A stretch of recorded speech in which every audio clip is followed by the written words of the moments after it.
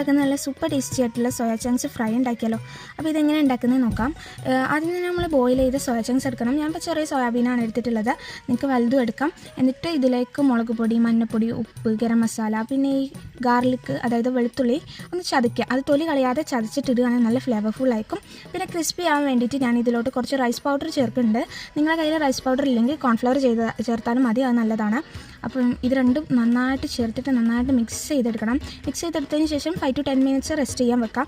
Rest ചെയ്യാൻ വെച്ചിട്ട് നമുക്കിത് പൊരിക്കാം. നിങ്ങൾക്കിപ്പോൾ ടൈമില്ലെങ്കിൽ റെസ്റ്റ് ചെയ്യണമെന്നില്ല, നിർബന്ധമൊന്നുമില്ല, അത് ഓപ്ഷണലാണ്. ഞാനൊരു 5 മിനിറ്റ്സ് റെസ്റ്റ് ചെയ്തതിന് ശേഷം ഇതുപോലെ സ്റ്റൗ എത്തിച്ച് അതുപോലെയൊക്കെ നോൺ സ്റ്റിക്കിൻ്റെ പാനാണ് വെച്ചിട്ടുള്ളത്.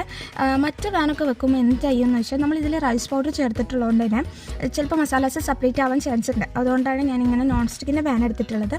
അതിലേക്ക് വെളിച്ചെണ്ണയും കറിവേപ്പിലയും ഇട്ടിട്ട് നമ്മുടെ ഈ സോയാബീൻ മിക്സ് ഇട്ടിട്ട് നന്നായിട്ട് ഇളക്കിയെടുക്കുക. മുരിയുന്ന വരെ നമ്മളിത് മിക്സ് ചെയ്തുകൊണ്ടിരിക്കുക. അങ്ങനെ മിക്സ് ചെയ്ത് വരുമ്പോൾ ഇത് നല്ല ക്രിസ്പി ആയിട്ട് വരും. അങ്ങനെ ആകുമ്പോൾ നമ്മളിത് റെഡി ആയി എന്നാണ്. ഇത് ലഞ്ച് ബോക്സൊക്കെ ആണെങ്കിലും ഉച്ചയ്ക്ക് ചോറിനാണെങ്കിലും അടിപൊളിയാണ്. ഒന്ന് ട്രൈ ചെയ്ത് നോക്കാം കേട്ടോ.